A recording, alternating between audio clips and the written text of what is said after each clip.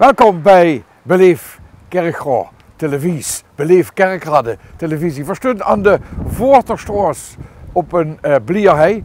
En herkent de flat Allenui tegenover het KVC-terrein, tegenover de Kerkhof op een blierhei. Dat geweldige, innovatieve, moderne woonproject hij verstuurt. Bovenop een stuk oesgezegde flat, wie ze ooit hebben begonnen zijn, had ze zo'n stuk troes gezegd. En hij neergezet en door stund vernoen.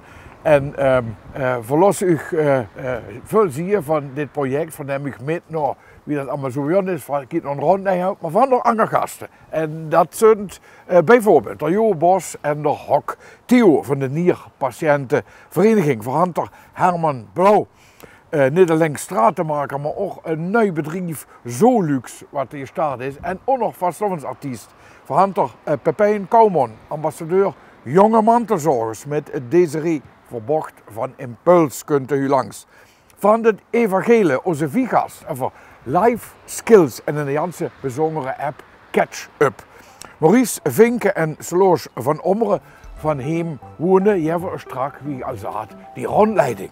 En we beginnen direct met de wethouder Tim Weijers, die dit Janse project in de portefeuille had. En hij kan ons vertellen over wie Kerkrade beleid had ontwikkeld over het wonen, het woonoffensief. Dames en heren, dit is de 23e aflevering van Beleef Kerkrade TV. Veel plezier!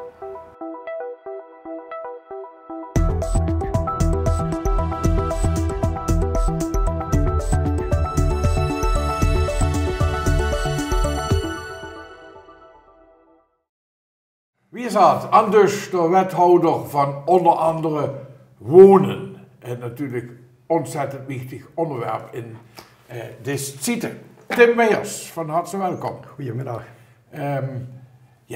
We zitten hij midden in het Superlocal project.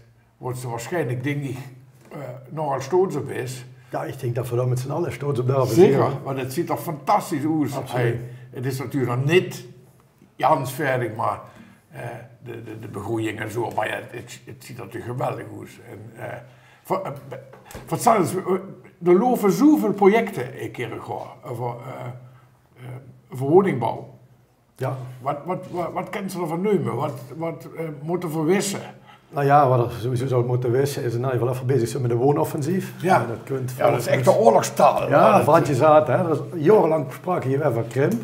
Ja. En dat voor je gezien dat langzaam is afgevlakt. En dat we nu dus een andere manier moeten gaan kijken. En daarom hebben we gezegd, woonoffensief. Om te laten zien dat we heel proactief naar woningen willen aantrekken. Ja. En vooral ook zorgen voor een goede mix van woningen. Ja. Dat is heel wichtig. Ja.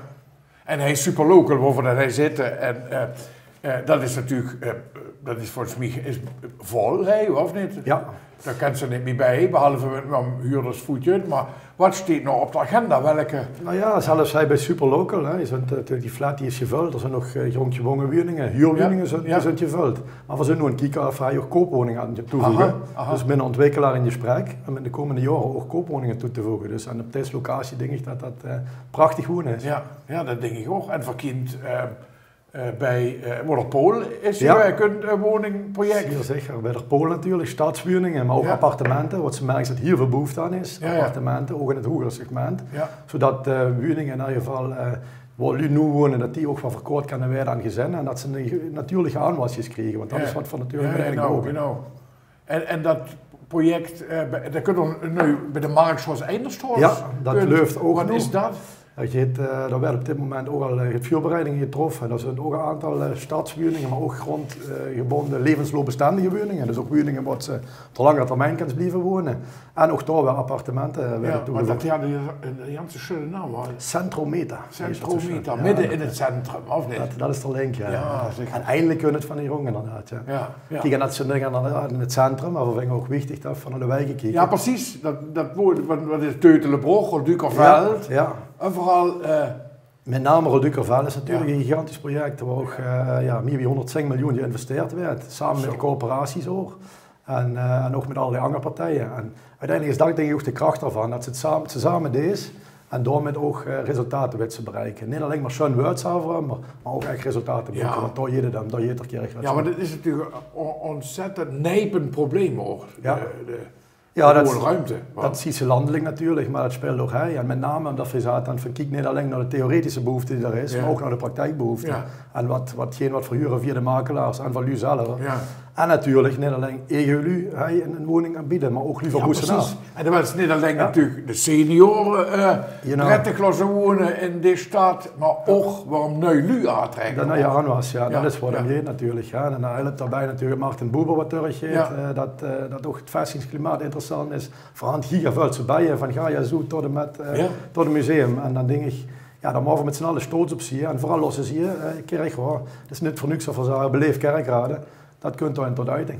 Ja, en jullie kennen ook die projecten wat terugvingen, ergens dingen. Ja, we kennen ze wel allemaal opnemen, de Zonstraat, Schoutstraat, tiny houses. Tiny houses zijn recent opgeleverd. Dat je ook zo jet over zagen, los wat je wilt doen in de praktijk. Je wilt eens proberen, kijken wat dat betekent en naar je woonvorm. En dan, zo je het nu slaagt, wat is dan? Nou, dan is er een vervolgstap dat ze eens kijken wie kan er op andere plekken ook nog toevoegen. En dat is natuurlijk wat we allemaal zagen. Niet alleen maar bij je theorie blijven hangen, schone visies en dat soort dingen schrijven. Nee, ook vooral je wilt doen. Ik denk dat dat is wat. Ja, want ik zag die wordt ziemlich gelukkig daarmee. Ik ga die beelden zien, ook noemen van het feest wat er was, en die opening allemaal. Ja, we zijn er zelf met de Beleefd Kerkrade TV geweest. Dus die zullen dat ziemlich. En niet alleen de LU zelf, maar ook de omgeving, want dat vind ik voor mensen zo belangrijk. Ik kijk ook allemaal naar de omgeving eromheen.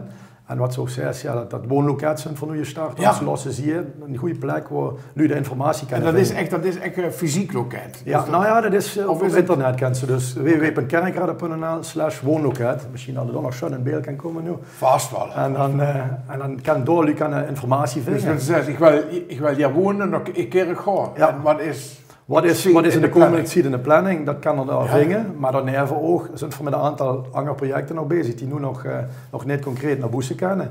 Maar waarvoor we wel van zeggen, die komen dadelijk ook op dat woonloket, zodat de komende jaren gewoon voldoende woningen gerealiseerd worden. En vooral een behoorlijke ambitie op dat je bent. Ja, het klinkt heel vooruitstrevend hoor. Dat zijn voor zeker. Als ze überhaupt nog ook wel eens vrij minuten dan. Ja, die zijn er heel door. Ja, en nog wel eens dat ze in angst deed wie aan wonen denken. Of, uiteraard. Want er is natuurlijk nog veel meer wie alleen wonen. Ja, maar dat is niet alleen wonen in portefeuille. Nee, een breed portefeuille en heel veel ambities. En zoals je zei, niet alleen schoon woord, maar ook resultaten boeken. Dat is veel.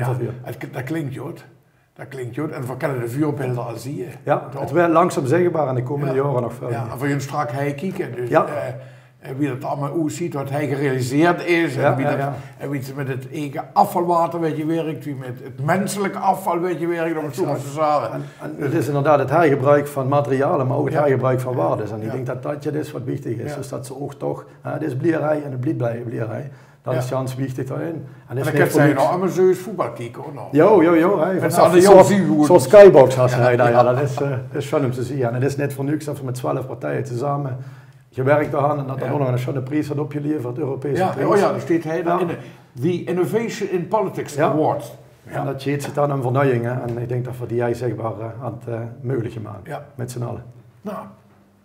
Heel veel succes weer daarmee. Dankjewel, ik ken er voor je broer. Ja, en bedankt voor het positieve, enthousiaste gesprek. Ja, je door. Tim, hartig.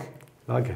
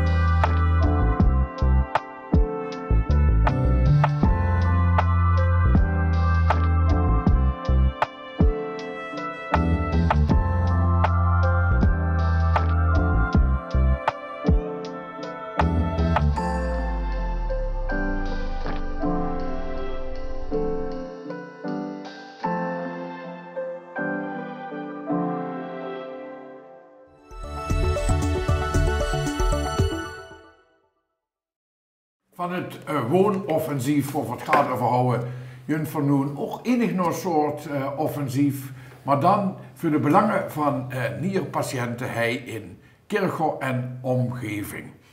En bij me dus zit Jo Bos en Hok Tio van de Nierpatiëntenvereniging Kerkrade. Parkstad en omgeving. Parkstad en omgeving. Dus het is niet Kerkrade en omgeving, maar Parkstad en omgeving. Uiteindelijk hebben we dan alles bij elkaar. Nou, het punt is dat onze leden komen van Vaal, Simpelveld tot en met Sittard gelegen. Hand van dat oren. Ja. Dus zelfs nog buiten de Parkstad. Ja. Nou, En zo een van de redenen waarom we de komende week de naam kunnen veranderen. Oké. Want dat had ik gelezen. Ja, en wie het werden, of is dat nog een verrassing? Nou, nee, dat mag wel naar de buitenwereld bekend worden. Maar het gaat officieel heten Nierpatiëntenvereniging Mijnstreken. En dan hebben we alles te pakken. Hebben de leden zelf gekozen. We hebben dus de volledige democratie toegepast. En hebben de leden zelf gekozen. En we houden 11 inzendingen overigens. En daar kwam die naam als meest gekozen. Staan van de oostelijke en de westelijke Mijnstreken. Ja. En het midden hoor. Zit dat gelegen ook nog hoor. Ja. En we moeten een beetje plat en Hollands ik kan plat. Ja, ik kan nog. Het klinkt al aardig plat. Ja. En wat, we weten natuurlijk allemaal, van nierpatiënten en van... maar wat is zo'n verein? Wat deed zo'n verein? Nou ja, dat is een heleboel, maar ik moet eerst even zeggen wat een nierpatiënt is. Hè. Ja, vertel. Dat is iemand die meer dan 15% nierschade had. Ja. En de nierschade kent van alles zien, want we kennen de meeste lui, die kennen via omdat die in een dialysecentrum zijn. Ja, dat is wat de buitenwereld weet. De buitenwereld kent dat, maar 4-2 zijn bijvoorbeeld allebei getransplanteerd. Ja. Maar we zijn ook nog nierpatiënten. Maar dan zijn nog nierpatiënten. Ja. Dus dat is, die zijn droog en daar is nog lui die hebben gewoon schade. Ja. En daar is lui die hebben bijvoorbeeld een bepaalde schade tussen 50% of 75%.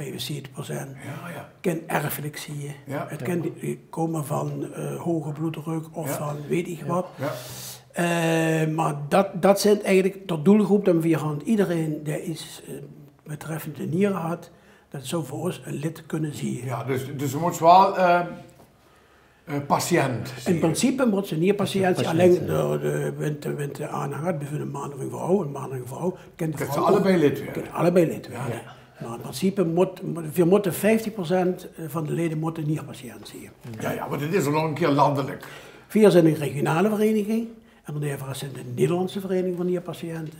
En daar hebben ze op de achtergrond de Nierstichting. Ja. Die we ook enig wel zo in de volksmond al nu wel kennen. Maar wat deed zo'n verein nu? Wat? Nou, 4 zorgen ervoor, of onze doelstelling is op verschillende gebieden vergeven voorlichting aan de lui, voor organiseren bijeenkomsten waarop ze elkaar kunnen ontmoeten. Daar kunnen ze met elkaar boelen en daar kunnen ze zich van wat vertellen. Dan hebben we bijvoorbeeld een keer lotgenotencontacten. Wensen moeten weten, kunnen ze bij ons terecht, ze kunnen allerhande vragen beantwoorden. We organiseren wat uitjes, want kijk, een nierpatiënt is bij een groep mensen die toch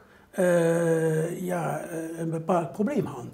Ze kunnen meestal niet normaal functioneren, want ze moeten bijvoorbeeld de dialysepatiënten 3 à 4 keer per week of naar het ziekenhuis of thuis dialyseren. En het probleem is voor die lui dat daar, want die smeur bijvoorbeeld gunt, het smelt nog mee zit. Want dat veroorzaakt een enorme moeheid. En die lui zijn als vroeger, wanneer het georganiseerd wordt, dat een stroes zijn. En daarvoor moeten we wel alle activiteiten op zondag organiseren. Want er werd niet gedialiseerd. Ja, allemaal op zondag. En hoe is nu de leeftijdsverdeling? Is dat jong en oud? De meeste zijn 65-plussers. Meestal. Dat wel, ja. Ja, bij ons hè. Bij ons, hè. Bij ons, daar zijn nog kinderen die gaan in de hand. Ja, natuurlijk. Maar ik word benieuwd, wie is toen in zo'n verein de leeftijdsopbouw? Bij ons is ze vrij oud, joh. Er zijn er een paar in de 40. Enkele hoor. En enkele tussen de 50 en de 60. Ja. Maar meeste zijn... En hebben jullie ook collecteren in het... Dat geeft je Nierstichting. Ja, dat geeft je Nierstichting, die hangt bepaalde lui, zelfstandige lui. Er zijn er wel bij ons die dat ook gedund, die ook collecteren. Maar dat geeft je de Nierstichting. En jullie betalen contributie? Ja, en verkent wel de subsidie van de landelijke vereniging. En die had te maken met het feit met wieveel ziekenhuizen we contact hebben. Ja.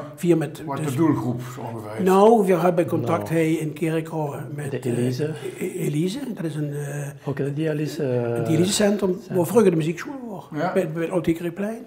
En dan bij Zuiderland Heerlen en Zuiderland Sittard. En daar had ze in totaal ongeveer 220 patiënten. Ja. In totaal. Hè. 220 en de leden zijn? Bij ons zijn de leden meer dan 100. Meer dan 100, ja. En wat is een voorbeeld van zo'n activiteit? Nou, activiteit zoals de komende activiteit is ons jubileumfeest, hè? 40 jaar. Ja, wat gaat er gebeuren dan? Wat gaat er gebeuren? Nou, er gaan een heleboel optredens, oftewel 2 optredens eigenlijk, grote optredens. En we blikken natuurlijk terug naar de voorgaande jaren en wat we de komende jaren gaan doen. En waar is het feest? We hebben nu op dit ogenblik jarenlang een locatie waar we altijd onze festiviteiten houden, of activiteiten. Dat is in het Abdisselbos, residentie Abdisselbos. Ja, dat kennen ze wel. Ja, dat ken ik. Ja. Die kunnen die zorgen goed voor een lunch en diner als het nodig is. En zo'n jubileumfeest, dat is vooral voor de leden natuurlijk en de aanhang. Alleen voor de leden. 40 jaar. Die andere activiteiten, daar mogen ook andere niet-leden erbij zijn, maar dan betalen zij meer bijdragen dus, voor die activiteit. En wat is een voorbeeld van zo'n activiteit? Een voorbeeld is bijvoorbeeld, we zijn afgelopen jaar zijn we de Botanische Tuin, een rondleiding met gidsen. En daar is er een lunch bij. We zijn bij het Slot Schaarsberg geweest. We gaan nu in september een huifkartocht door de hei doen. Allemaal dingen wat de mensen zelf eigenlijk alleen moeilijk of niet kunnen. Want er zijn nog een heleboel bij die zijn moeilijk, die kunnen moeilijk lopen. Voor de pandemie hadden we ook nog busreizen. Maar toen de pandemie kwam, toen kon het gewoon niet. En intussen zijn de busreizen zo duur geworden dat we echt met de subsidie rekening moeten houden dat wij ons financiële plaatje echt rond hebben. Anders gaat het niet. Dus echt. Ik wens je een jubileumsfest. 40 jaar. 40 jaar. Nierpatiëntenvereniging. Ja, het heet... Bij de mijnstreken dan. Het heette eerst eigenlijk Dialysevereniging De Wever. Vroeger vroeger heette het ziekenhuis De Wever. Was het ook alleen maar voor de dialysepatiënten. En toen kwam het een naamsverandering in 1983 in NPV Parkstad en omgeving. En nu wordt het voor de mijnstreken. En een paar jaar geleden, of 5 jaar geleden, kwamen de leden van de patiënten van Sittard Geleen ook erbij. En toen zeiden we NPV Parkstad en omgeving, dat omvat niet meer het gebied eigenlijk. En het gaat tenslotte ook meer dan een naam, ook nog om wat jullie allemaal doen. En dan wens ik u veel succes met de Sunfest. Dankjewel. En dat er maar nog lang mag bestaan in de mijnstreken. Dankjewel. Mogen we ook deze en ook flyer? Ja, zeker. Hou even voor de camera, dan kunnen ze hem even zien. Draai hem even om. Een fotootje. En dit zijn de activiteiten van dit jaar nog. Dat was de Nierpatiëntenvereniging. Bedankt heren voor het zo'n gesprek. Dankjewel. Dankjewel.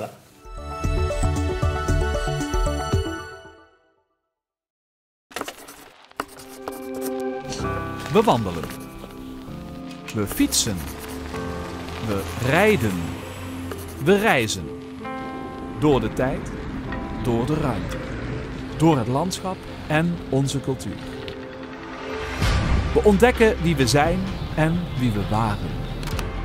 We vinden onze weg. Een weg die gaat over verbinding en vooruitgang. Over dorpen, steden en landen.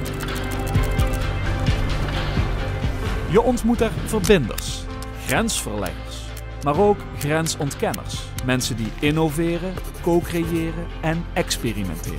In verschillende talen en vanuit verschillende culturen. Dat zit in onze aard. Dankzij een weg, een as van oost naar west, dwars door ons land. Hier stortten de Romeinen het fundament voor hoe we leven. Ze leerden ons met munten te betalen en op grote schaal granen te telen.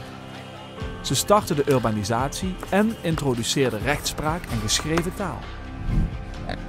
De Romeinen brachten vooruitgang. Hun invloed is tot op de dag van vandaag tastbaar. Maar bewust zijn we ons hier niet van. Stel dat we iets verder zouden kijken. Iets beter zouden luisteren. Dan begrijpen we wie we zijn en wie we waren. Dan vinden we opnieuw onze weg. Dwars door het landschap en over verschillende culturen heen. Om weer opnieuw verbindingen te leggen. Tussen mensen, tussen struiners en stretchers, tussen ontdekkers en genieters. Tussen jou en mij. Over de Via Belgica vonden de Romeinen hun weg door Europa. Nu is het jouw beurt.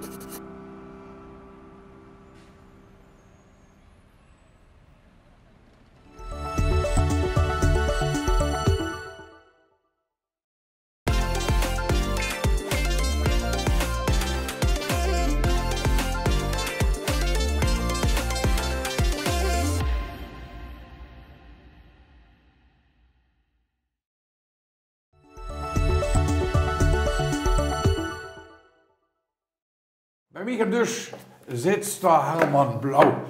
En Herman, dat is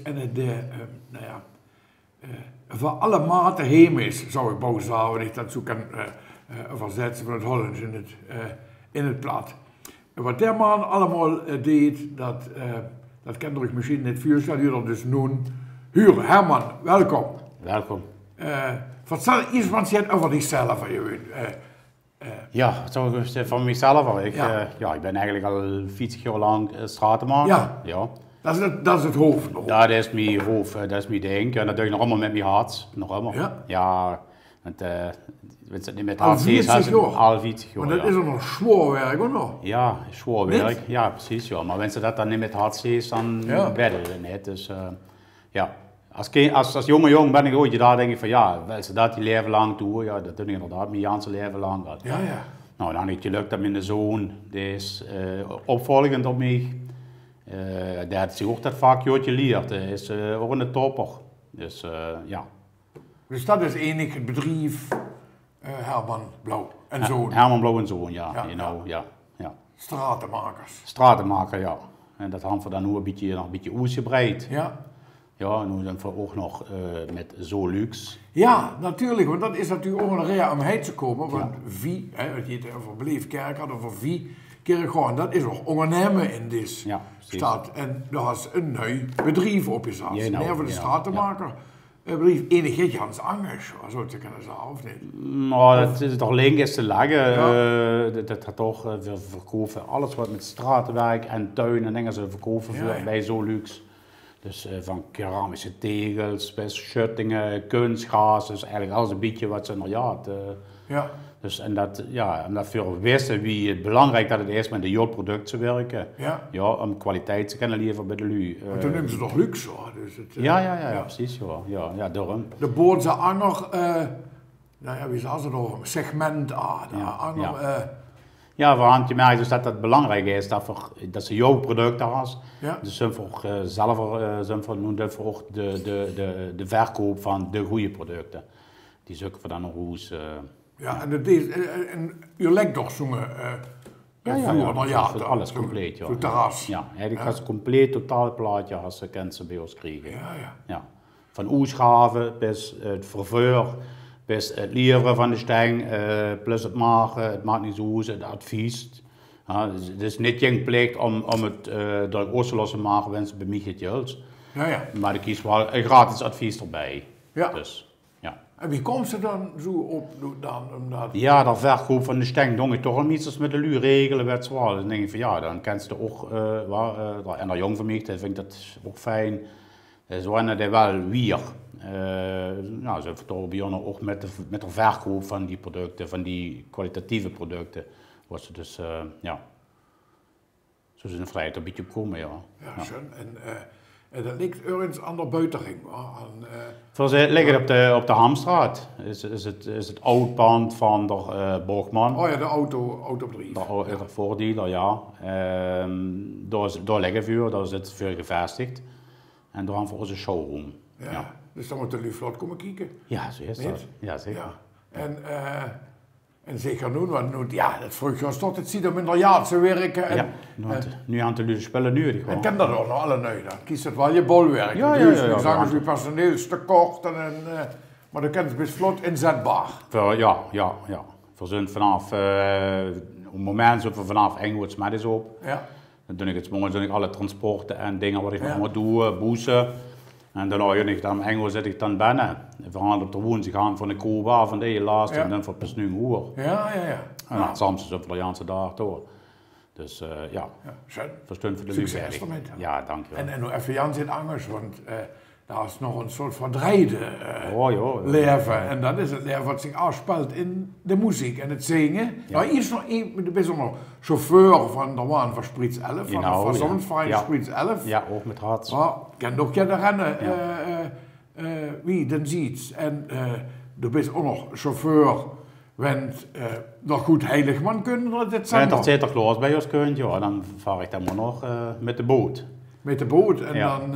Want Sprits 11 is een boot natuurlijk wel. Nou ja. Al jaren. Een soort amfibievoertuig waar we over land kan varen. Dus, ja.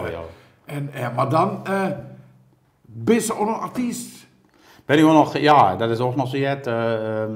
Wist ik van mezelf natuurlijk net dat ik jot zingen kon. Ja, en je hebt de Slagerparade, wordt het ook. Ben ik geweest, ja. Slagerparade ben ik dit jaar ook geweest. Ja. Dit jaar is en dan wordt die ietsje keer vorig jaar. Vorig jaar de eerste keer voor mij, ja, ik ga mezelf een carnavalslager aan losmaken door de Royal Music Productions. De man ik door gezongen en ik ga nu ook een medley losmaken met allemaal die oude dingen van Kerkhoorn. En wie wordt zo dan dat ze goed zingen daar? Ja, dat is eigenlijk komen een beetje in de wiertje af en een paar biertjes samen ja. En ja, dan voor het zingen, dan pak ik de microfoon om te zingen en dat stond Royal Music Productions, daar stond dan eigenlijk neer mij. En zei, jong, weet je dat zo'n geweldige stem was? Nou ja, dat zou kennen. Ik wist het niet. Hij was het wel.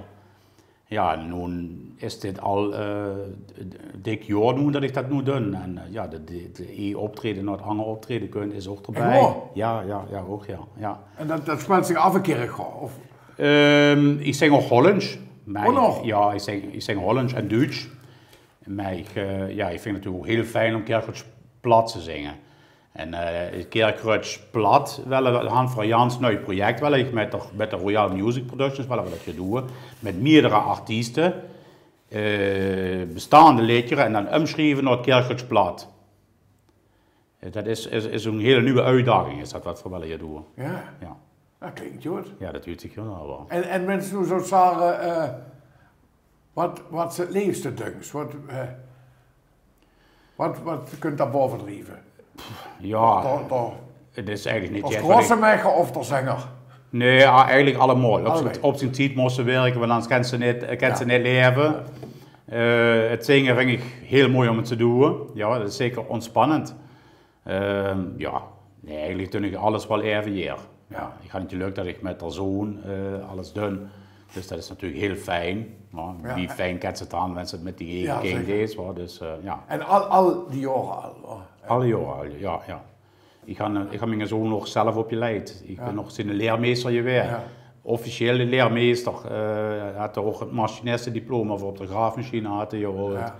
Dus Van er nog een schöne aanbieding. Althans niet 4, maar de Herman met Zolux. Herman, hoe kunt die aanbieding vandaan? Ja, de aanbieding kunt eigenlijk er vandaan. Omdat eigenlijk mijn opa, die kunt eigenlijk van Groningen. En die is hij in kerk gekomen werken voor het miljoenenlijntje. Ja. Nou, voor zo'n jaar bij Zolux wel voor 15% korting geven op de tegelproducten. Wanneer ze de naam van het miljoenenlijntje nemen. Dat is alles? Dat is alles. En dan kunnen ze nog, is ze online of de kunst nodig? Dan kan ze naar de zaak komen, kan ze kijken. Mag ze toch online doen. Maar dan moet ze het wel even aangeven, miljoenenlijntje in de code. Ja, duidelijk. Zo'n aanbieding. Nou ja, wat zou ze het niet doen? Ja, waarom niet? Wat 15%? Ja, precies. Oké. Ja, heel veel succes met alles. Ja. Niet alleen natuurlijk met het stratenmakersbedrijf, maar zeker met het nieuwe chef. Ja. Zolux, zie je er al prominent, op het poloshirt. Ja. En ook in de vastlandwereld. En daar komt we natuurlijk. Regelmatig zeker tegen. Ja, zeker wel. Jan, veel plezier met succes. Zo'n gesprek zoals hij wordt, dat wordt Herman Blauw. Lief, dames en heren. Dankjewel.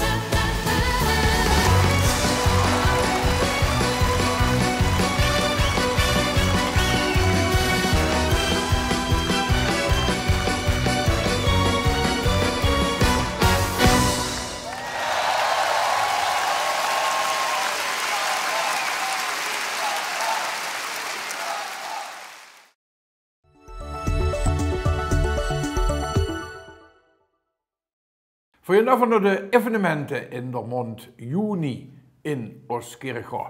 En dat begint op dat 10e en 11e juni met de Walk to Survive in het Stadspark om 11:30. Dat 10e juni ook Bert Hering Anniversary Tour 70 Years Heroes of Rock. Flexiforum om 8:30. Ook op zaterdag 10e juni is de dag van het Martin Buber College in de Hub in Kerkhof van 10 bis 4. Op de 13e, de 20e, de 22e en de 29 juni zijn infooefeningen voor het Martin Buber College. En voor meer informatie daarover kan je kijken op de website www.hetmartinbuber.nl.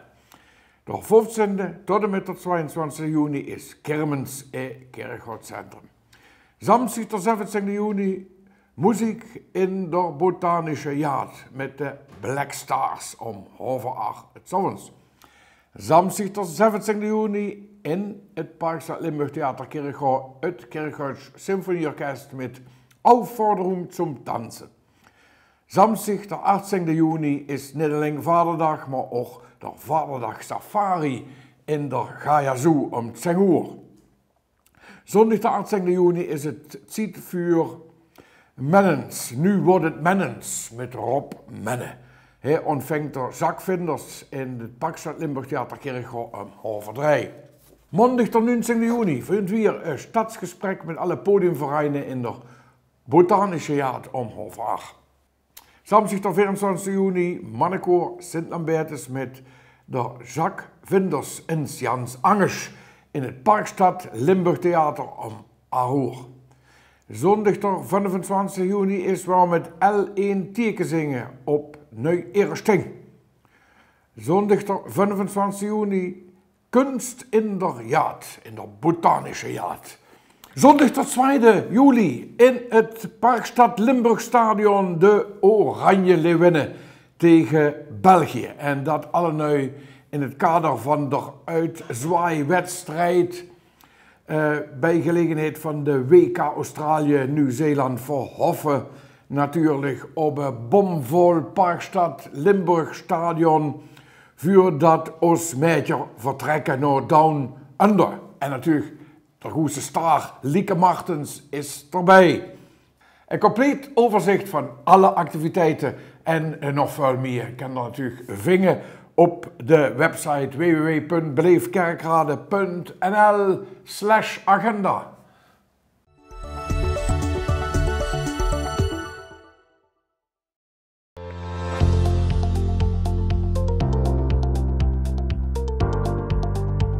Vandaag ben ik te gast bij Hospice de Vlinderhof hier in de Sint-Pieterstraat in Chevremonde. Een plek waar mensen naartoe komen om afscheid te nemen van het leven. Een plek die dus met heel veel emotie verbonden is. Hier vinden mensen rust, heel veel liefde van hun familie, ook van de vrijwilligers die hier werken en de verzorgenden, de professionals van Meander. Ik ben er een beetje stil van. Het is een hele bijzondere plek in onze stad en ik laat jullie graag even meekijken. Natuurlijk kan dat maar heel beperkt, maar jullie zullen 2 verpleegkundigen zien en een vrijwilliger die hier elke dag weer met heel veel liefde zorgen voor de mensen die dat nodig hebben. Het laatste stukje wat je voor de mensen nog kunt betekenen is zo waardevol voor hun, maar ook voor onszelf. Zeg, voor de familie heel waardevol wat je voor ze kan betekenen. Jullie zijn met een groep van ongeveer 20 vrijwilligers die de verpleegkundigen en de arts terzijde staan en de familie om de gasten een zo waardig mogelijk einde van hun leven mogelijk te maken. Dat is een hele, kan voorstellen ook een zware taak. Hoe zie je dat zelf? Het is niet allemaal hetzelfde, het verschilt natuurlijk. Met sommige gasten heb je zo'n mooie band, dat is onbeschrijfelijk. Met sommige gasten, die erg ziek zijn, is het natuurlijk minder, omdat ze veel bedlegerig zijn en dergelijke. Maar ik vind het prachtig werk. Ik ben er echt een beetje stil van vandaag. Ik ben vandaag een paar uurtjes te gast. Er is ontzettend veel liefde hier. Jullie doen dit al langer? Ik werk hier nu 2,5 jaar, dus in de coronatijd ben ik begonnen. Ja. En Belinda? Ik 4 jaar nu. Ja. Kijk, en wat ik zo'n beetje voel heb, dat jullie met zo'n groep vrijwilligers zijn, samen met de verpleegkundigen en de arts, dat jullie ook echt aandacht kunnen geven aan de gasten die er zijn. En dat is, daarmee is de Vlinderhof nog extra een hele bijzondere plek. Dankjewel dat je dat met ons wilde delen. Alsjeblieft.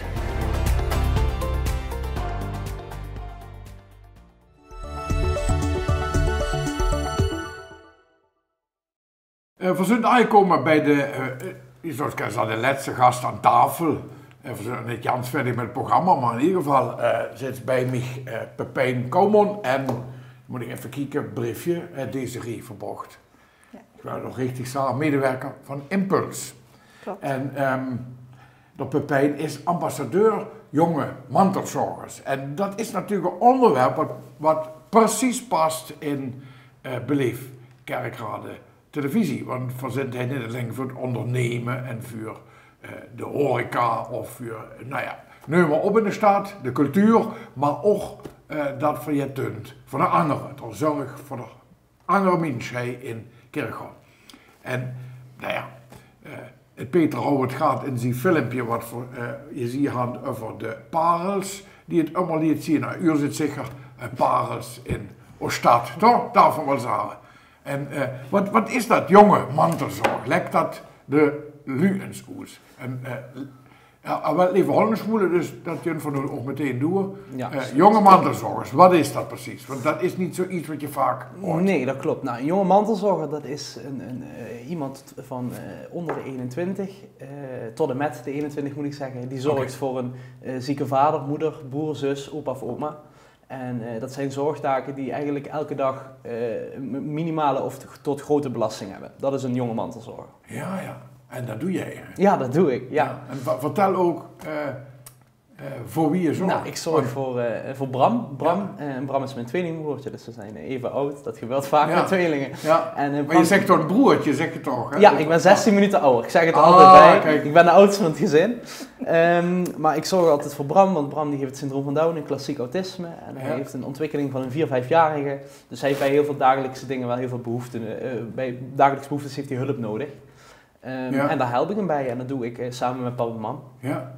En want je hebt natuurlijk ook nog je eigen leven daarnaast. Ja, hè? zeker.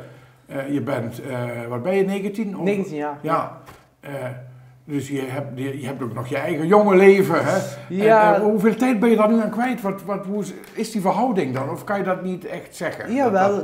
Nou ja, ik ben er wel dagelijks mee bezig. 's Ochtends, het begint 's ochtends vroeg al. Het begint 's ochtends vroeg al.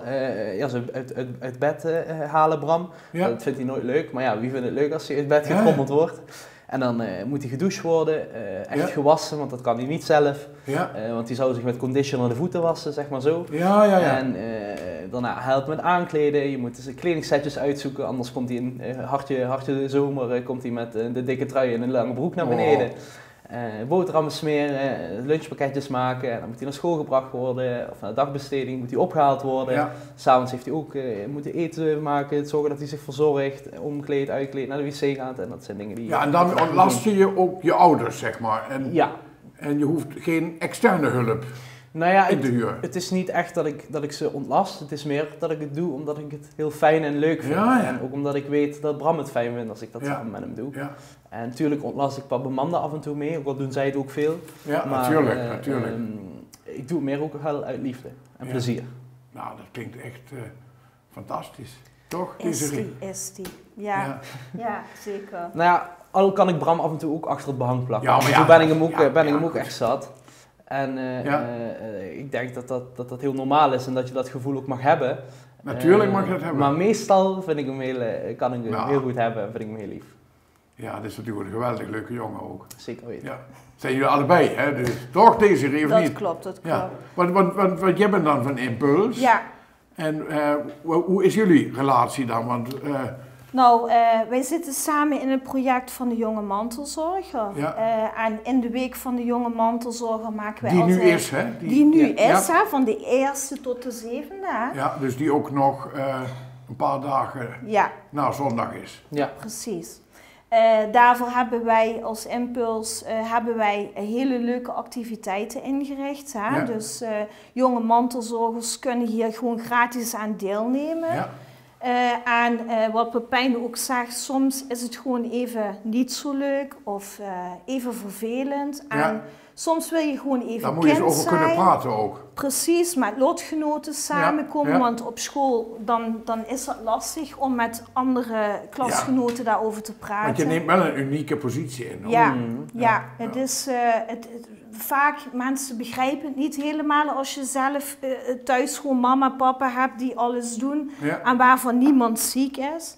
Dus die kinderen die komen bij mij wekelijks op de groep sowieso al. Hè? Dus we hebben iedere week op de dinsdagavond een club, de Jonge Mantelzorgerclub.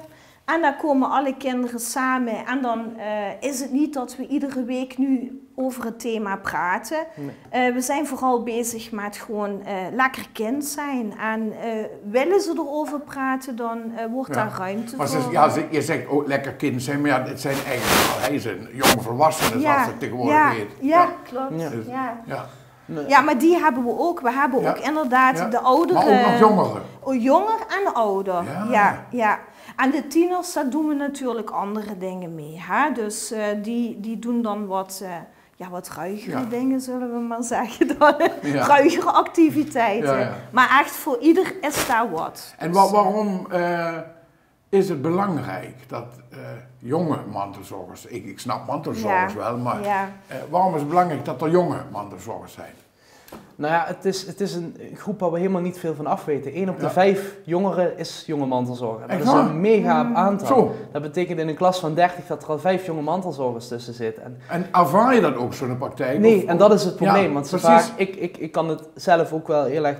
Ik kan natuurlijk naar mezelf kijken, hoe was ik daarin? En ik liep daar echt niet... Ik was altijd trots op Bram, maar ik liep er niet mee te koop. En ik dacht, weet je, iedereen is met andere dingen bezig. En wie wil nou mijn ja, probleem wil ik niet zeggen, maar wie wil dat van mij nu aanhoren? Ja. En dan wil je er af en toe maar even niet over praten en dan heb je het misschien wel nodig. Ja, dus daarom is het wel belangrijk dat wat jullie bij Impuls doen, dat is echt heel belangrijk om er af en toe ook over te kunnen praten, maar het af en toe ook even te kunnen vergeten. Ja, en dat begrijp ik heel goed, maar het is dus ook zeg maar heel goed voor degenen die verzorgd moeten worden, dat ook af en toe jonge mensen zijn die mantelzorg op zich nemen.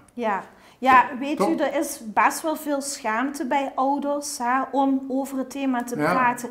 Mijn kind moet voor me zorgen of ze moeten voor een ander in de familie zorgen. En dat willen wij doorbreken, want je kiest er niet voor om ziek te zijn of te worden. En wij willen graag gewoon het thema openbreken en die schaamte wegnemen. Ja, precies. Zodat gewoon de jonge mantelzorgers meer gezien worden en bij ons gezellig kunnen meedoen. Hartstikke mooi. Vandaar ook de week van de jonge mantelzorger. Ja. En veel plezier daarmee, veel succes. Komt goed. Hopelijk ook dat veel mensen die het al zijn, nu denken, ik ga ook eens zo'n groep bezoeken of ga eens kijken hoe dat werkt en hoe anderen dat doen. Hartstikke goed. Leuk gesprek, bedankt. Fijn dat jullie er waren. Veel succes met je mooie werk. En jij ook Desiree natuurlijk. Dank u wel. Ja, dankjewel.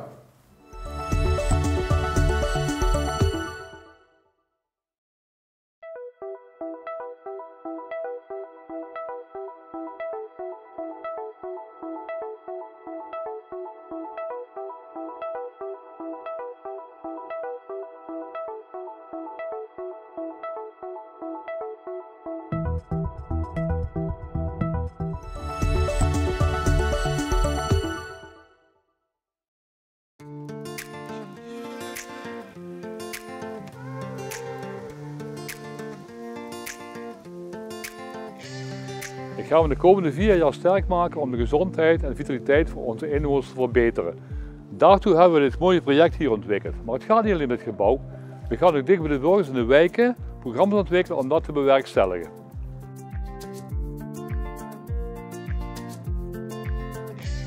Nou, gezond worden en gezond blijven is net zo belangrijk. Mensen die gezond leven, die meer bewegen, die voelen zich beter, gelukkiger, zijn actiever en leven langer.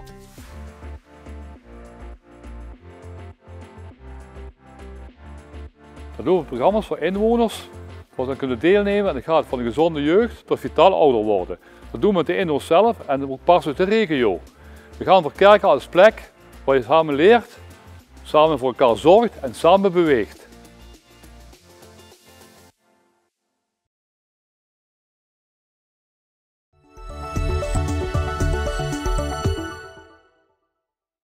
Verzint aangekomen bij ons vaste onderwerp, leven in beweging. En bij mij er dus zit Eva Gele van de stichting Life Skills. En Jans heeft bezongen over een nieuwe app, de Catch-up app. Klopt, ja. Eva, moeten we Nederlands praten of doen we het in het dialect? Nou, ik kan dialect wel verstaan, want ik heb familie uit de buurt, maar ik kan het niet meer praten. Nou, dan doen we het in het Nederlands. Ja. Vertel, want ik denk dat heel veel mensen die Stichting Life Skills nog niet kennen. Nee, dat zou zomaar kunnen, want we bestaan ook nog niet zo lang. Nee. Stichting Life Skills, wij ontwikkelen programma's om mensen te helpen eigenlijk met hun life skills, dus hun levensvaardigheden. Ja. En ook sociale gezondheid is daar iets heel belangrijks bij natuurlijk. Ja. En wat is dat? Wat zijn levensvaardigheden? Waar wij het nu over hebben, waar we vooral mee bezig zijn, is dus op het gebied van sociale gezondheid. En dan gaat het erom van hoe voel je je in contact met anderen, hoe krijg je meer zelfvertrouwen, hoe spreek je wat makkelijker andere mensen aan, hoe krijg je meer grip op je sociale leven, dat soort dingen. Dus hoe kan je beter functioneren hier in de maatschappij? Is dit iets van Kerkrade of is dit... Nee, in principe bieden we die programma's eigenlijk op verschillende plaatsen in Nederland aan. En de Catch-up app, want zo heet onze app, Catch-up, van bijkletsen in het Engels. Die gaat hier in Kerkrade gaat die aangeboden worden, ja. En stop, onthoud je vraag. Iets met een geluid waarschijnlijk. Ja, het microfoontje begint erbij.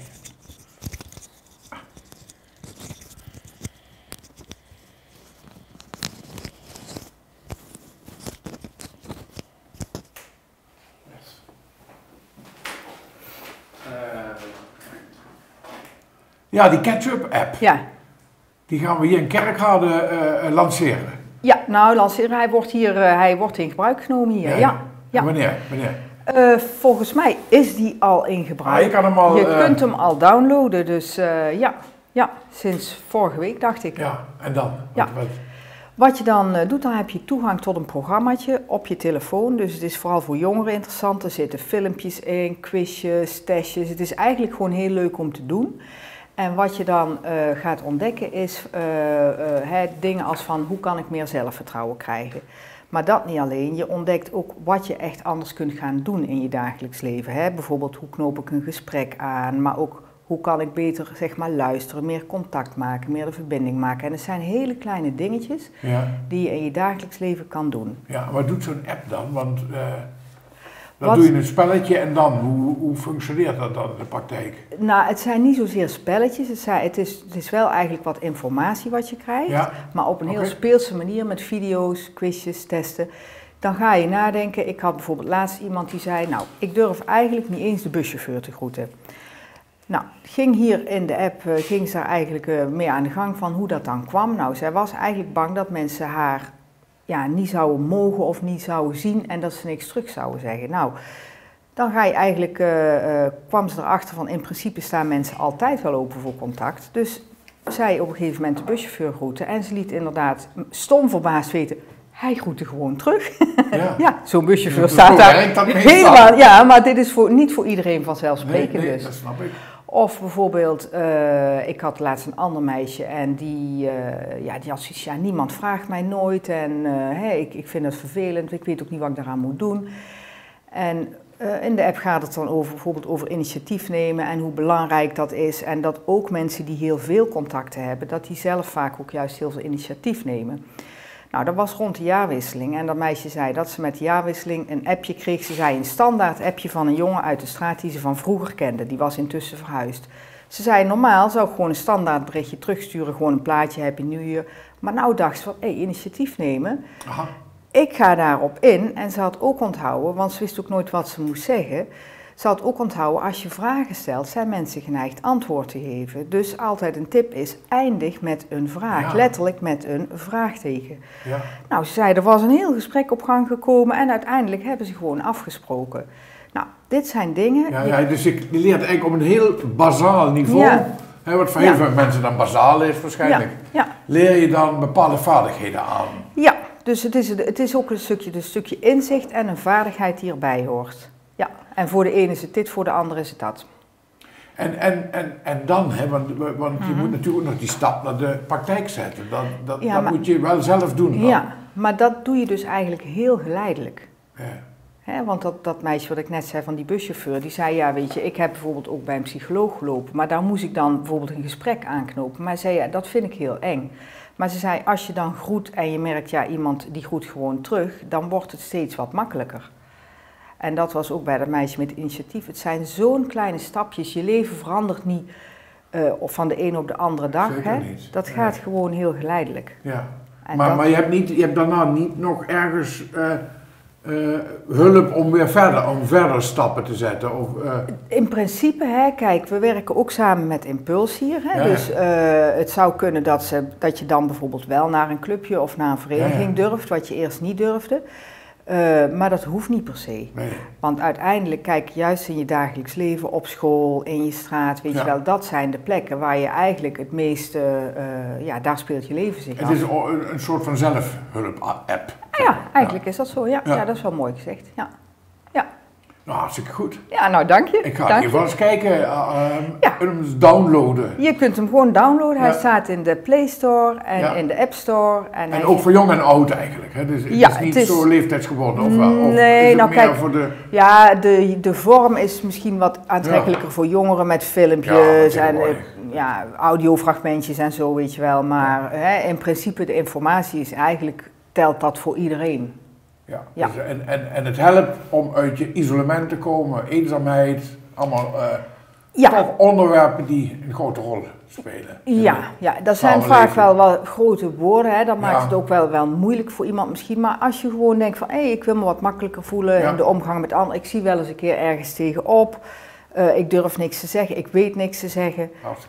Kun je er een beetje in kijken en wie weet haal je er wat uit. Leuk. Ja, zo simpel is het eigenlijk. Ja, heel leuk. Ja. Nou, veel succes ermee. Ik hoop dat je veel afname krijgt, de app. Dankjewel. Dank voor het leuke gesprek. Ja, graag gedaan. Dankjewel. Ja.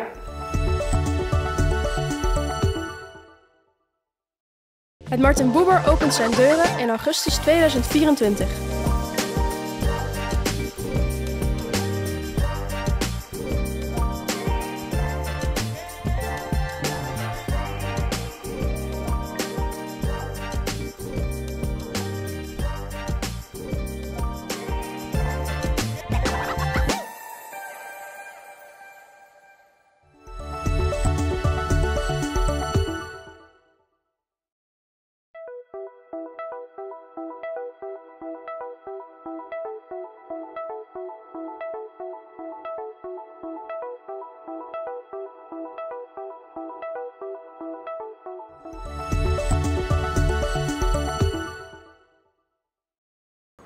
Lies, hoezer ronk pleien, langs Straße en Wiedele, draren lu. Hun stad, de Lies, ronk hun heem. Een schilderij te molen. Lu junt, stund, spreken, zingen, dansen, draren. Lu pinselen, strich voor strich, dag na dag, hun stad te liefste.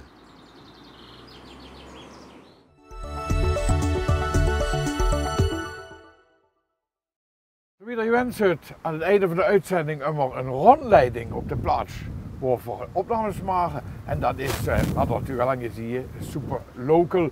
En versteunt hij voor de uitgezaagde woning van de 10e verdieping van de flat.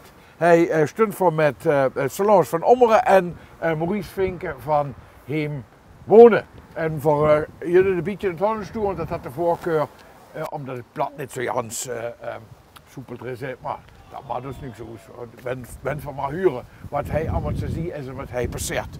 Solange en Maurice, waar zijn we? Ja, dankjewel. Ja, Blierhei. Ja. Super local. Ja. En ja, we zijn hier in een gebied wat behoorlijk veranderd is de afgelopen jaren. Ja. Het gebied bestond vroeger uit 4 grote blokken met galerijflats. Ja, dat is gigantisch veranderd. Dat laten we zo meteen even zien hoe het veranderd is. Dus van de 4 blokken is 1 over dat? Eigenlijk een halve nog maar. Een halve zelfs. Ja, ja. We hebben een halve laten staan Ja, om te kijken hoe dat experiment met bestaande bouw dan hoe dat werkt. Nou, het project berust eigenlijk op 3 pijlers. Dat is ten eerste de transformatieopgave die we hebben. Om zeg maar, de woningvoorraad zo om te bouwen, zodat er ook in de toekomst zeg maar, voldaan kan worden aan de behoeften die aan goed wonen wat erbij hoort. Verder is er altijd een sociaal-maatschappelijke opgave die we als coöperatie en gemeente natuurlijk hebben. En die hebben we ook op een bepaalde manier ingevuld. Daar kunnen we straks nog eventjes ook wat voorbeelden laten zien en wat over vertellen.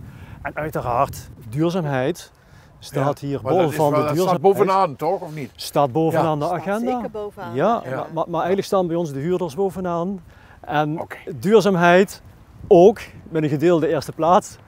En altijd gaat het over duurzaamheid, tenminste de laatste jaren, vooral over energie. Met energiearmoede, energietransitie. Ja. Maar wat we hier hebben ontdekt en zeg maar, hebben beetgepakt, zijn natuurlijk veel meer facetten van duurzaamheid. Het gaat hier ook over circulariteit. En dan gaat het met name om hoe ga je verstandig om met materiaalgebruik, het hergebruik van materialen. Ja, ja. En als je nieuwe materialen kiest... heel veel uit die oude flats is gebruikt. Is hergebruikt, ja. En dan gaan we straks ook zien wat er hergebruikt is. Verder zijn natuurlijk nog meer zaken die hier spelen. Klimaatadaptatie, heel belangrijk. Het gaat over hittestress, wateroverlast, waterschaarste. Het gaat ook over biodiversiteit. En uiteindelijk, dat samen maakt dat het hele gebied ook aantrekkelijker is voor onze huurders en welzijn en gezondheid van onze Kunnen we gaan kijken? Jazeker. Om te gaan kijken. Ja, en natuurlijk wat ook belangrijk is de saamhorigheid. Ja. Hè? Ja, het sociale Het sociale is ook heel belangrijk. Ja. Mensen zijn hier komen wonen omdat zij weer dat gevoel van vroeger terug wilden. Hè? Ja. Dus wat voor elkaar over hebben. En woongemeenschap. De woongemeenschap, dat misten heel veel mensen. Dus dat vinden we hier ook terug. We gaan kijken. We hadden het over hergebruik, duurzaamheid, energietransitie, circulariteit. En dan staan we hier denk ik op de goede plek. Ja. En de waterkringloop of het waterfabriekje staat daar. Dat is wel heel erg interessant wat hier gebeurt, denk ik, of niet? Ja, super interessant. Ja. Dat is onderdeel van het hele project. Hè. Zoals net gezegd, de gesloten waterkringloop is een belangrijk onderdeel van dit concept. Hè. Dus het gaat over klimaatadaptatie en hoe ga je om met water. Want in het ene moment hebben we te veel water en dan te weinig water. Ja. En dat is eigenlijk een fenomeen wat heel het land ook ziet. Zeker. En het probleem hoe dat op te lossen is, dat testen we hier op locatie. Om te kijken hoe je kleinschalig om kunt gaan met water. Dus het opvangen van water binnen een gebied, maar ook hergebruiken voor de bewoners die hier leven. En dat doen we op 3 verschillende manieren. Wij doen dat met het grijswater, dat is dan, we noemen dat grijswater, maar dat is dan het hemelwater. En van de keuken het water. Ja. En dat komt hier terecht in deze fabriek. Daar kunnen we zo meteen ook van de binnenkant even zien hoe dat eruit ziet. Dat wordt hergezuiverd om te testen of dat tot drinkwater weer herbruikbaar gemaakt kan worden. We hebben een tweede stroom en die gaat naar het Helofietenveld. En het Helofietenveld gaat het water zuiveren van de keuken en van de badkamer. Ja. Met name dit komt daar terecht. En dan hebben we nog een derde stroomwater. Dat is het water van het toilet en van de voedselresten van malers binnen. Het zwarte water zoals we noemen. Ze hebben voedselvermalers ook. Ja. En dat gaat in de vergister. Daar gaan we straks ook even kijken. En die vergister die zorgt ervoor dat dat zwarte water wordt hergebruikt in een vergistingsinstallatie. Dus we hebben 3 verschillende manieren om het oude water weer her te gebruiken. En dan wordt het drinkwater uiteindelijk? Of, ook? Maar we moeten eerst eens goed testen voordat we het op die andere manier kunnen gaan gebruiken. In Nederland hebben we daar behoorlijk strenge richtlijnen voor wat die drinkwater of waterkwaliteit moet zijn. Dus we kunnen niet zomaar het water de woning inbrengen. Dus vandaar dat we hier testen en dat we hier heel veel oefeningetjes blijven doen over hoe dat dan wel kan. Ja, en dat is dan het hemelwater, dat wordt getest om later te gebruiken als drinkwater. Ja. Alle paden hier in het gebied die zijn zodanig neergelegd dat het water deze kant allemaal opstroomt. Dus wat daar valt, komt allemaal richting het maar testen ze dan alleen of gaat het ook weer terug? Nee, dat wordt getest als drinkwater. Ja, maar gaat het dan ook weer terug? Nee, nog niet. Nu nog niet. Ja, dat is de toekomst. Ja.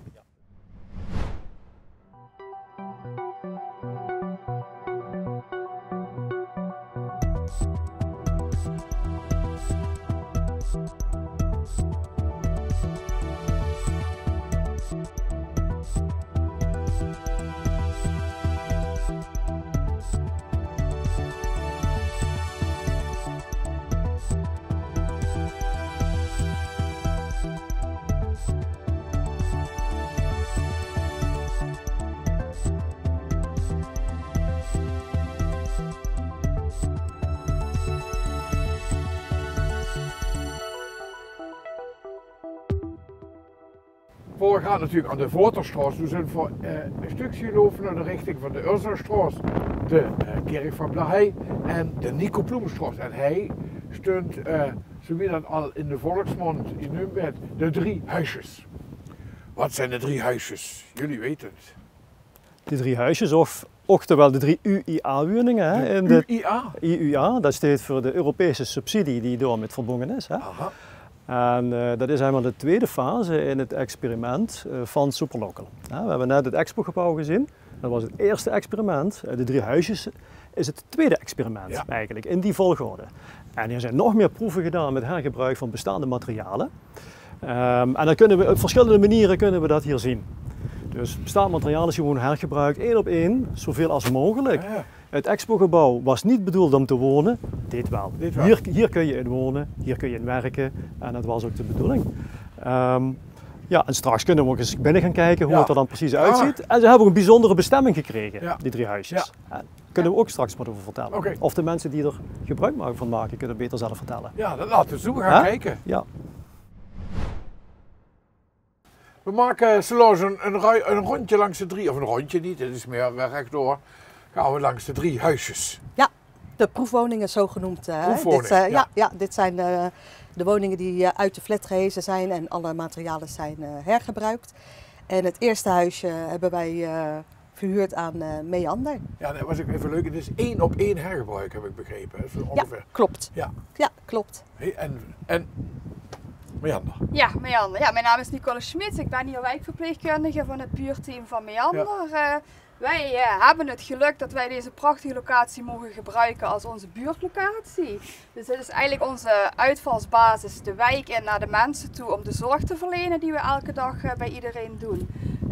Je kunt hier ook gewoon binnenlopen met vragen over thuiszorg enzovoort, noem maar op. En wij proberen zo goed mogelijk de mensen op weg te helpen en te kijken of ze zorg nodig hebben. En ja, verder zijn hier ook met name onze collega's die hier komen als ze aan het werk zijn om de spullen te halen. En het mag best nog wat bekender worden, hè? Ook voor iedereen.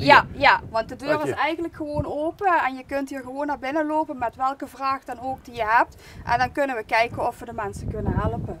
Ja. Mooi, prachtig werk op een mooie locatie. Zeker weten, ja, we zijn er heel blij mee. Ja. We gaan naar het volgende huisje. Ja, succes. Ja, dankjewel, bedankt. Graag gedaan. Nico Ploemstroos, nummer 10 zijn we komen, het middelste van de 3 huisjes. En nou ja, ik hoef het niet uit te leggen dat Nico Ploem was natuurlijk ongelooflijk creatief met muziek, met het kerkhuis, met gedichten. En nu zullen we verenigen een heel andere creatieve vorm komen van doen, namelijk het modeontwerp. Klopt, hè? Ja. Wie zijn jullie? Wij zijn San en Anne. Wij werken samen onder de naam Schepers Bosman, modeontwerpers. We wonen sinds een jaar nu in de flat hierachter en werken ongeveer dezelfde tijd ook nu hier. Hier is jullie atelier? Dit is ons atelier geworden. Dus hier ontwerpen, ontwikkelen we en produceren we onze eigen collecties die we verkopen in Parijs. Aan winkels wereldwijd. Maar het is echt allemaal hier binnen. Alles made in the Netherlands. Machines, stoffen. Je bent op een blierhei dat je maat heeft. Ja. Geweldig, geweldig. En gaat het goed? Ja, het gaat goed. Zijn jullie tevreden? Ja, heel tevreden. En dit is allemaal ook... toevallig wel, ja. Fantastisch. En allemaal hergebruikt. Alles hergebruikt. Stoffen komen ook uit Nederland. Dus echt het lokale wat ook het concept is van... Dus alle creativiteit wordt hier versterkt nog. Ja. Nou, hartstikke mooi. Bedankt. Sloosheem wonen op nummer 8. Ja. Dit huisje hebben wij als laatste verhuurd. Voor die tijd hebben we dit gebruikt als locatie voor alle intakegesprekken die we hebben gevoerd met alle mensen die hier wonen. Dus we hebben zeker meer dan 250 gesprekken gevoerd. Mensen konden hier in aanmerking komen voor een woning door middel van een motivatieformulier. Ah ja, precies. Dus dat waren drukke tijden, leuke locatie. Dus dat stond er al toen? Dit stond er toen al voordat wij begonnen met de intakegesprekken. En toen dat allemaal afgerond was, toen iedereen een woning had, en hebben we het verhuurd aan Impuls. Ja, Impuls. Ik ben Annette Ginsel. Ik ben hier vrijwilligster. Ja. Maar als eerste komt ook hier de bureau sociale raadslieden en de maatschappelijk werk. Ja. Ik doe samen met nog een vrijwilliger, doe ik hier de infobalie. In feite kan hier iedereen terecht voor met alle vragen, maakt niks uit welke, financieel. Op welk gebied dan ook? Op welk gebied. Wat we kunnen beantwoorden, doen we. En we hebben niet overal een antwoord op, maar dan komen we er altijd bij de mensen. Belangrijk werk. Heel erg belangrijk. En een leuke plek ook. Een heerlijke mooie plek. En daarachter kunnen we nog de deur open doen, dus daar kunnen we ook nog even van genieten. Ja. Je krijgt je veel goede impulsen binnen. Ja, zeker weten. Zeker weten. Nou, dankjewel dat we even met elkaar konden praten. Ja, graag gedaan. De 15 echte circulaire woningen, zei je net. Dat is zo. Daar staan we nu. Ja, daar staan we nu. Ja, na al dat geëxperimenteerd zijn we hierin geslaagd om 15 echte circulaire woningen te bouwen. Ze zijn gemaakt van 100% gerecycled beton van de oude flats. Ja, dat is een van de leuke dingen die hierin zitten. Maar daarnaast zijn ze ook nog volledig demontabel.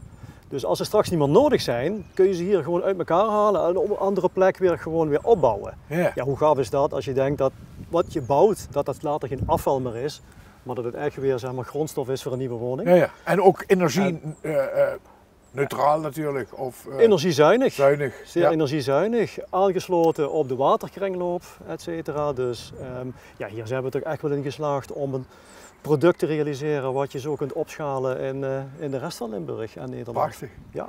En dat ook nog in de Thijs-Wulkenstraat. Dat had hij nog moeten mogen meemaken, onze oude burgemeester. Ja. Dat het zover zou komen. Ja.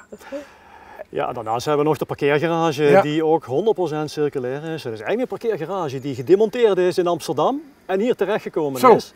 Dus als je er voor circulaire toepassingen hebt, Superlocal staat er vol van. En als je nog meer wil weten van alle mooie circulaire toepassingen, dan zou je kunnen kijken op superlocal.eu. En daar staan eigenlijk alle experimenten op en alle wetenswaardigheden die over dit project te lezen zijn. Geweldig, en dat gaan we zeker doen. En het was een buitengewoon interessante, maar ook indrukwekkende rondleiding. Dank jullie wel. En graag gedaan. Dat we hier te gast mochten zijn, ook in de uitgezaagde woning. Hè, want wanneer sta je nu een keer in een uitgezaagde woning? Nou, wij mochten vandaag. En nou, dat was alweer de 23e uitzending van Beleef Kerkrade televisie. Ik hoop dat het u gevallen had. En dat er zeker ook eens komt kijken op een manier, ook wanneer het buurtfeest is, binnenkort de officiële opening van Superlocal. Dat kan je allemaal op de website terugvinden, hadden we nog gehoord. En voorzien hij terug. En natuurlijk ook bij de volgende uitzending. Want dat is in de juli al. Zondag de 3e juli bij Beleef Kerkrade televisie. En best iets ziet, wat ik goed.